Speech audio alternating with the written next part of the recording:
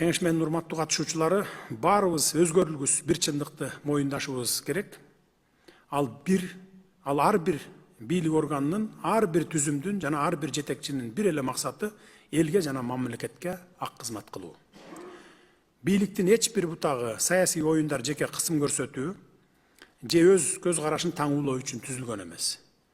Саясий оюндар менен алектенүүгө жол берилбейт, анткени башаламандыкка, сенектикке, чыр-чатакка жана элдин ишенимин жогорулатууга алып келет ал.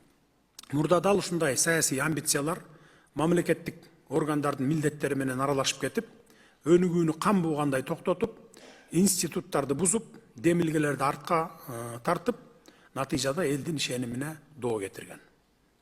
Чечимдер эл үчүн эмес, чакан топтордун кызыкчылыктары үчүн кабыл алынган учурлар көп болгондуктан, өлкөбүз ондогон жылдар бою ордунан жыла албай калган учурларды баштан кечирдик. Бүгүн биз саясий интригаларды бияка коелу, ката кетирүүгө дагы акыбыз жок. Ар бир жетекчи, ар бир кызматкер түздөн түз өзүнө тагылган иш милдеттери менен гана алек болушу керек. Маян алып, ишинен баар таап атканда ишмердигин абийир менен эч кандай компромисске барбастан жүргүзүүсү зарыл. Ушундай жол менен гана бийлик өнүгүүнүн чыныгы куралы болуп кызмат кылат.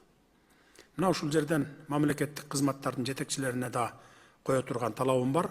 Мамлекеттик кызматтарга жумушка алууда өкүл балам, жээним, таякем, кудам, аяшүкөм же жердешим жана башка деген сыяктуу мыйзамга жат, одоно катачылыктар болбошу керек.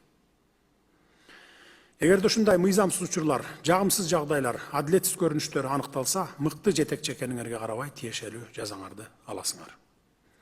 Ошону менен бирге жогорку борбордук аткаруу бийлигинде кабыл алынган чечимдердин аткарылышы жерлерде чабал жүрүп жаткандыгын дагы белгилей кетейин.